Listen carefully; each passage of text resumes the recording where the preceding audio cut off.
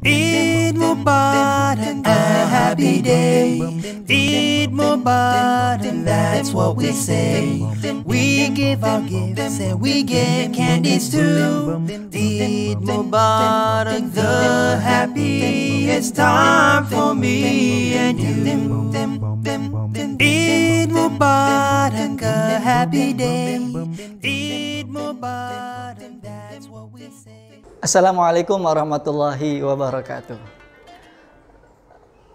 A'udzu billahi minasy syaithanir rajim. Bismillahirrahmanirrahim. Inna a'tainakal kautsar Fasalli li rabbika wanhar Inna syani'aka huwal abtar Sadaqallahul azim. Alhamdulillah. Teman-teman, hari ini kegiatan menyambut Hari Raya Idul Adha. Teman-teman akan diajak untuk memperingati di sekolah kita di SD Semut-Semut dan Natura School. Nah, Hari Raya Idul Adha tidak lepas dari Hari Raya Ibadah Haji dan juga ibadah kurban. Begitu juga Hari Raya Idul Adha tidak terlepas dari histori atau sejarah seorang Nabi yang agung dan yang mulia, yaitu Nabi Ibrahim alaihissalam dan Nabi Ismail alaihissalam. Teman-teman akan diajak untuk melihat histori kisah Nabi Ibrahim alaihissalam dan kisah Nabi Ismail alaihissalam berikut ini. Selamat menyaksikan. Dikisahkan Nabi Ibrahim mengajak istrinya Hajar dan Nabi Ismail ke sebuah lembah. Lembahnya ini masih tandus, tidak ada tanaman, tidak ada air.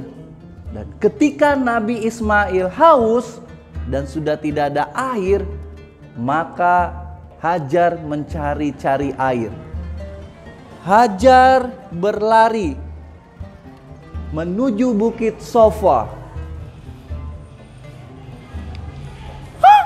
Tidak ada air. Hajar kembali lagi ke Bukit Marwah. Di sini juga tidak ada air. Bagaimana ini? Hajar berlari sampai 7 kali balik. Tidak ada air. Tidak ada air. Tidak ada. Bagaimana ini? Nabi Ismail yang masih bayi tersebut menangis kehausan. Haus. Dengan izin Allah, dihentakkan kaki Nabi Ismail, lalu keluarlah air. Dan air tersebut dikenal dengan air Zam-Zam yang tidak pernah kering meskipun di seluruh dunia ini untuk meminumnya. Ciot! Nabi Ibrahim memiliki 1000 domba, 300 sapi, dan juga 100 unta.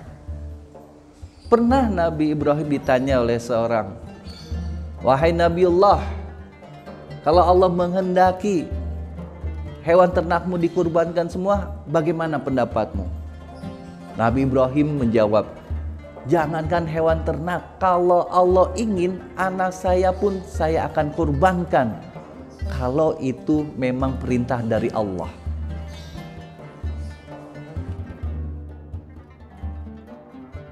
Kemudian Allah pun menurunkan perintah kepada Nabi Ibrahim untuk menyembelih putranya dalam surat As-Saffat ayat 102.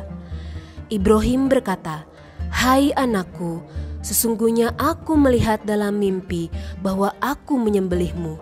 Maka fikirkanlah apa pendapatmu." Ismail menjawab, "Wahai ayahku, kerjakanlah apa yang diperintahkan Allah kepadamu. Insya Allah engkau akan mendapatiku termasuk orang yang sabar." mendengar berita Nabi Ibrahim akan mengorbankan anaknya, maka hal ini pun didengar oleh iblis. Iblis pun bersiap-siap menggoda. Yang pertama digoda adalah Hajar. Hai Hajar, masa kamu tega mengorbankan anakmu? Hai Hajar, berpikirlah jernih. Ternyata tidak berhasil. Hajar tetap ikhlas mengorbankan anaknya. Lalu iblis menggoda Ismail alaihissalam. Hai Ismail, kamu anak yang lugu. Masa kamu akan dikorbankan oleh ayahmu? Jangan mau nak, jangan mau. Iblis tidak berhasil. Sampai akhirnya iblis menggoda Ibrahim alaihissalam. Hai Ibrahim, kamu orang tua bagaimana sih? Masa anak sendiri mau dikorbankan? Berpikir dong, jernih, itu anak kamu, darah daging kamu sendiri. Akhirnya Nabi Ibrahim pun tidak tergoda, malah melempari setan tersebut dengan kerikil-kerikil sehingga setan tersebut lari terbirit-birit.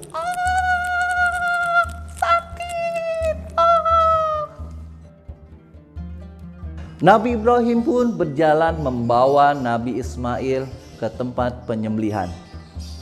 Nabi Ismail tidak ragu. Nabi Ismail mencerminkan anak yang soleh. Dia menurut karena ini adalah ketetapan dari Allah. Begitu pula Nabi Ibrahim. Dan ketika proses penyembelihan, ternyata Allah menggantikan Nabi Ismail dengan domba. Yang disembelih oleh Nabi Ibrahim bukan Nabi Ismail, melainkan domba yang memang sudah diganti oleh Allah Subhanahu wa taala.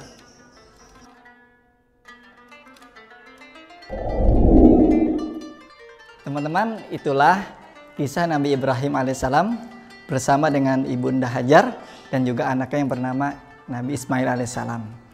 Banyak nilai kebaikan yang bisa kita ambil. Yang pertama yang bisa kita ambil dari kebaikan kisah Nabi Ibrahim bersama keluarganya, yang pertama adalah bagaimana kita bisa meningkatkan kepatuhan dan ketakwaan kita kepada Allah Subhanahu wa taala. Walaupun Nabi Ibrahim memiliki harta yang banyak, hewan ternak yang banyak, tetapi Nabi Ibrahim tidak melepaskan dirinya untuk selalu mendekatkan diri kita kepada Allah Subhanahu wa taala. Dan nilai yang kedua untuk kita semua, bagaimana caranya ketika Nabi Ismail alaihissalam dikabarkan ingin disembelih sama ayahnya, dengan tenang Nabi Ismail alaihissalam menyampaikan. Oleh sebab itu, mulai hari ini kita tingkatkan rasa berbakti kita kepada kedua orang tua kita.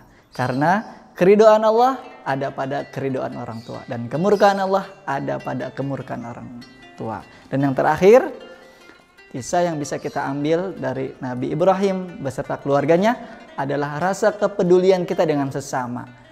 Apalagi saat keadaan seperti ini, dalam keadaan pandemi COVID-19, kita diperintahkan untuk selalu berbagi dengan sesama.